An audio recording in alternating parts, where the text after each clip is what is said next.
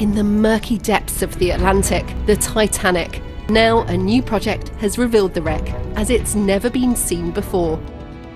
From lost treasures resting beneath the waves to dangerous recoveries of sunken ships, these are some of the wildest salvage missions ever undertaken.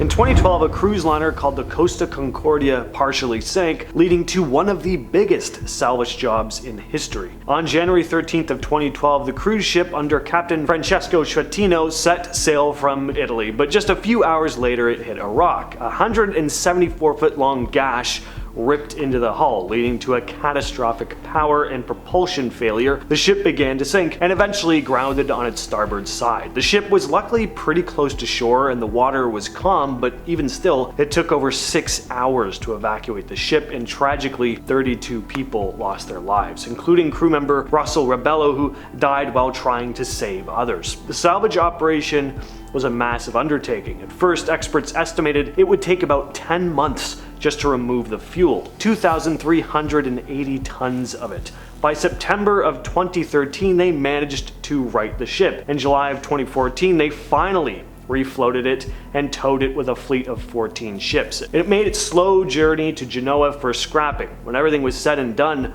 the whole operation cost about $2 billion, and unfortunately there were no bodies found in the process, leaving 2 people unaccounted for. The Whydah is one of the most fascinating pirate shipwrecks in history. It was originally a fully rigged ship used for cargo and the slave trade, but then Captain Samuel Bellamy, aka Black Sam, captured it, turned it into a pirate ship, and sailed it up the coast of colonial America, capturing other vessels along the way. On April 26th of 1717, the Whydah was caught in a fierce storm off Cape Cod and sank. Of the crew, only 2 survived, along with a few others from a ship Bellamy had taken earlier that day. Most of the survivors faced execution, while a few were forced back into slavery. Over 2.5 centuries later, in 1984, treasure hunter Barry Clifford found the Whyda's wreck using an old map from 1717, a real modern-day pirate treasure map. It was buried just 14 feet underwater and under 5 feet of sand. Since then, archaeologists have recovered over 200,000 artifacts from it. Clifford has been leading ongoing explorations from Provincetown, Massachusetts, and even opened the Whydah Sea Lab and Learning Center to share the history. The attack on Pearl Harbor was devastating. 18 US warships were sunk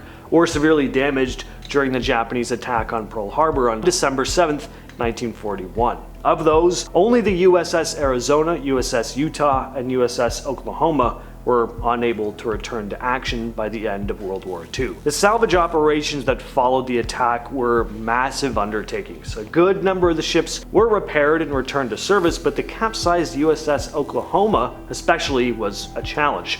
The ship capsized, trapping many sailors inside. The Navy worked tirelessly to right the ship, eventually managing to raise her in 1943, but it wasn't easy. To right and refloat her, salvage teams used similar techniques that would be used years later in the Costa Concordia. It involved complex lifting methods and a lot of heavy machinery. It was a huge effort, but by the end they did it. The Arizona and Utah, however, still sit at the bottom of Pearl Harbor. Just take a look at this gorgeous ship. This is the port bow of the Vasa, which sank during its maiden voyage in August of 1628. It was a calm day when she set sail on her maiden voyage from Stockholm. Crowds gathered to watch this magnificent warship take off, but just minutes into the journey, a sudden gust of wind filled her sails, causing the ship to heel over. Water rushed in through open gun ports, and in just minutes, the ship sank. Just 390 feet from shore. 30 people died in the accident. I mean, tragic, but my God, that's kind of embarrassing. The recovery efforts began almost immediately, but they were just as unsuccessful as the ship's short voyage.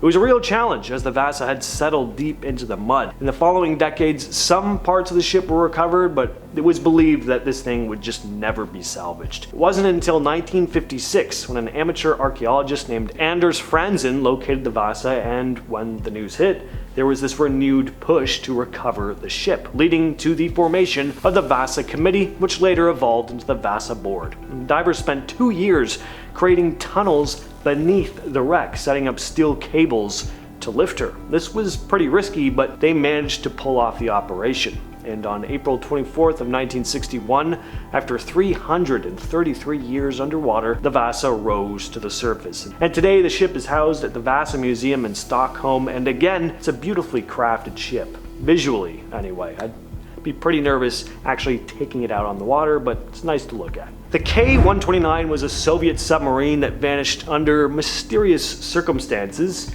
and led to one of the most secretive salvage operations in history. It was a diesel-electric powered ballistic missile sub, and it went missing during a patrol in the Pacific Ocean in March of 1968. After nearly 2 weeks of silence, the Soviet Navy kicked off a massive search, but they found nothing. Meanwhile, the US Navy was keeping a close watch on the Soviets and carried out their own search for the sub. They eventually pinpointed the wreck hundreds of miles away from where the Soviets were looking. In 1974, the US launched a covert operation called Project Azorian to recover the K-129. The stakes were very high. This was the Cold War, but it was also the perfect opportunity to get their hands on a Soviet nuclear missile. President Nixon signed off on the operation, and the CIA was brought in to keep everything as hush-hush as possible. They constructed the Hughes Glomar Explorer, which they claimed was there to mine manganese nodules from the ocean floor. But in July of that year, they successfully grappled the forward section of the K-129 from 16,000 feet below the surface. As they lifted it though, the claw malfunctioned and the section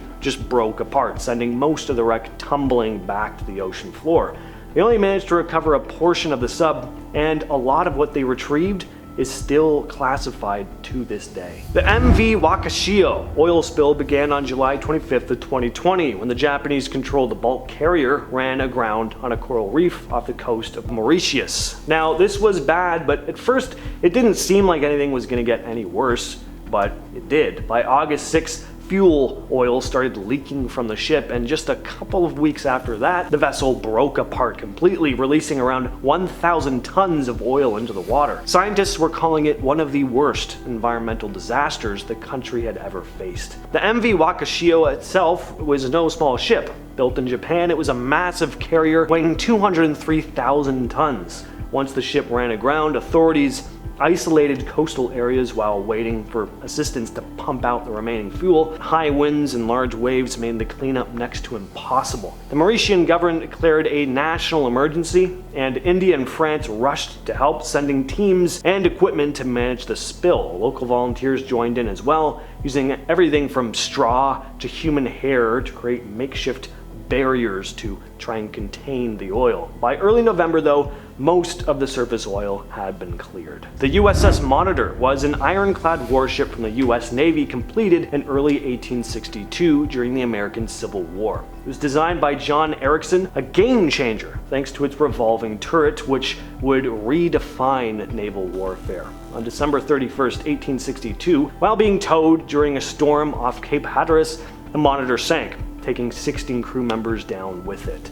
The wreck lay undisturbed until it was rediscovered in 1973. In 1998, divers successfully raised the ship's propeller, but it was a tough going and conditions were rough. It became clear that hauling this entire ship was going to be next to impossible, so the plan shifted to recovering key components instead of the entire vessel. Over the years, they focused on recovering the engine, turret, and weaponry. By July of 2001, divers managed to lift the Monitor's steam engine and condenser, and in 2002, they raised the turret. Archaeologists later found remains of crew members inside the turret, which were then identified and honored. The SS Central America, often dubbed the Ship of Gold, was a side-wheel steamer that carried a fortune during the 1850s. On September 3rd of 1857, it set sail from Panama, heading for New York City with nearly 500 passengers and crew on board. The ship was loaded with about 10 tons of gold, wealth from the California gold rush. Just a few days into the journey, though, it ran into a Category 2 hurricane off the Carolina coast. The storm was fierce, with winds reaching 105 miles per hour. The ship began taking on water and a critical leak formed. By September 11th, the situation had only gotten worse. The boiler couldn't maintain steam pressure, and pumps that could have kept the water at bay were out of commission completely. They flew the flag upside down in distress, but no vessels were coming to help. As the storm just continued to rage on, the crew and passengers were forced to haul as much water as they could from the ship with buckets, but eventually they were overwhelmed. On the evening of September 12th, the Central America sank, taking with it around 425 people. Decades later, a team led by Tommy Gregory Thompson located the wreck off the coast of South Carolina. On September 11, 1988, they sent a remotely operated vehicle to explore the site, and what they found was incredible. Gold and artifacts worth between $100 million and $150 million. One gold bar alone sold for a whopping $8 million.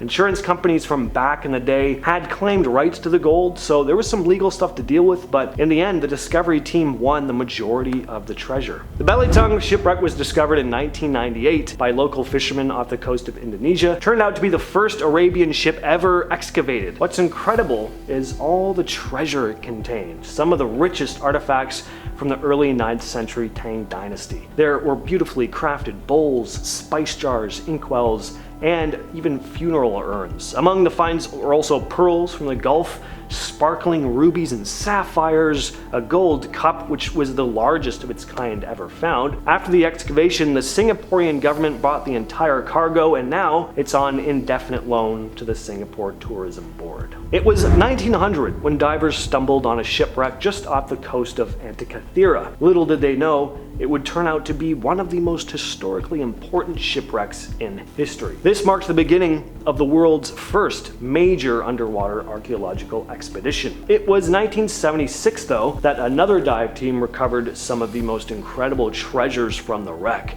including the famous Antikythera mechanism, something we've talked about plenty of times on the channel, a very mysterious ancient artifact who some say could have been the world's oldest analog computer. The haul also included coins, jewelry, and glassware, alongside pottery and sculptures. One of these standout pieces is a beautifully preserved bronze statue called the Statue of Youth, dating back to around 340 to 330 BCE. With all that said, I've been your host James, and I'll catch you, yes you specifically, in the next video.